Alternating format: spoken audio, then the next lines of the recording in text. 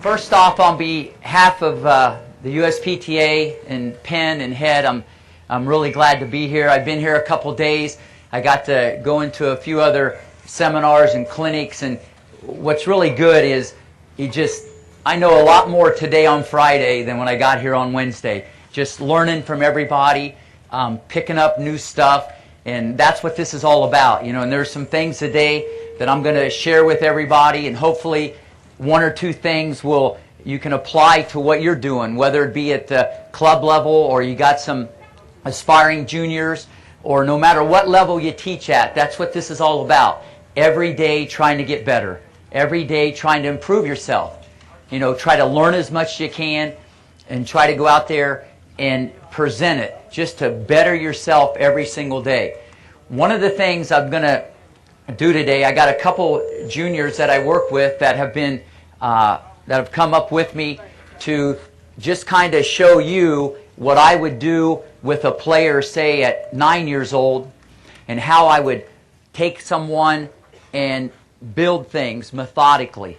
Now, whether that translates into a full scholarship at Stanford or, you know, a world-class player, those are some things that we really don't know.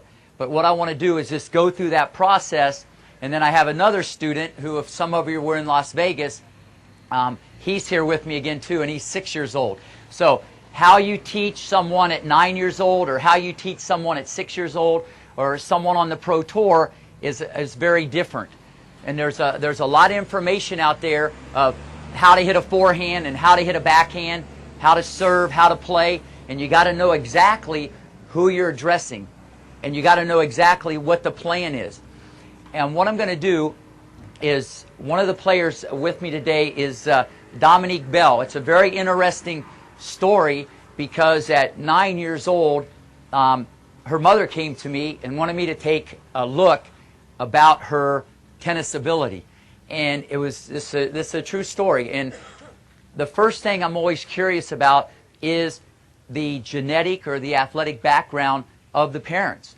And so when Dominique got on the court and she started playing tennis at 9 years old, that's kind of late. And the first thing I did is I put her back on the baseline, and I said, I'm going to hit you a backhand ground stroke. So she's back there at the baseline, you know, just kind of hanging out like this, you know, no athletic position, really didn't look like she was ready. And I said, in my mind, I was saying, this is going to be interesting. So instead of feeding the ball to her backhand, I hit a drop shot barely over the net to her forehand in the blink of an eye, and I mean the blink of the eye. And I've done this for a long, long time, and I've had some of the best movers ever. I have never seen someone that quick or that fast on a tennis court, and that includes Venus and Serena. Now, will that play out in the future? Who knows? Because that was kind of a similar blueprint with the Williamses. Because I think as you get on the tour, you try not to lose, and if you keep the ball in play, it's a 50-50 deal.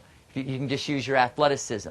But you got to teach them to do everything, okay? And if someone's athletic, you can't fall in love with the fact that they can get balls back. It's how they're hitting the ball, how they're getting it back, and what they're trying to do. That's like the most important thing. Okay, Dominique, come on out here. Hustle.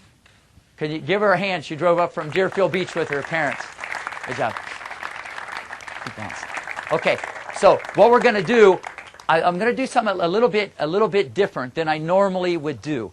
Okay, I'm not going to break it down and talk about the technical parts right away. I'm going to go over some, even though she's quick or she's fast, okay, and she's lightning in a bottle, okay, we're always working on movement.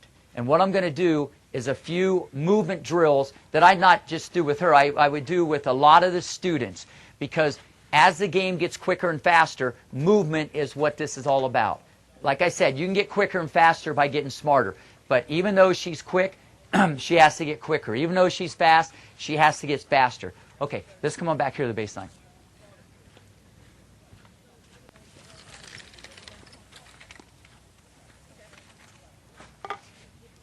Okay, one of the things that I do with all the kids, and this is just to kind of put them in an isolated, relaxed situation and check out technique, but I also do it from a movement point of view.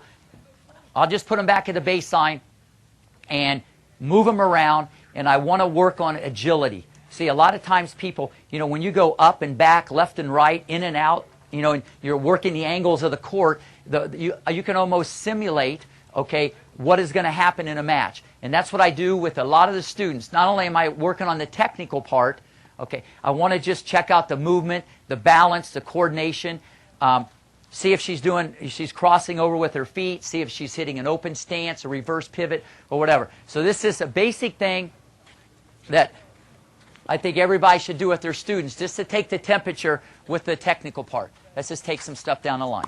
Okay?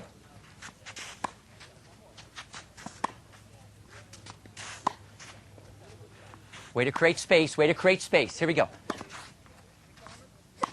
Good.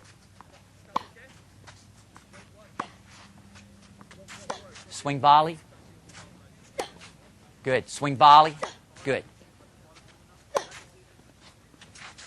Good. Let it bounce. Good. Create space. Create space. Good.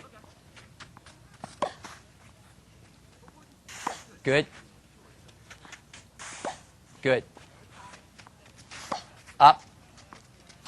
Up. It's only as low as you make it. It's only as low as you make it. Create space. That's it. I want all the responsibility on the feet. Good. Drop shot.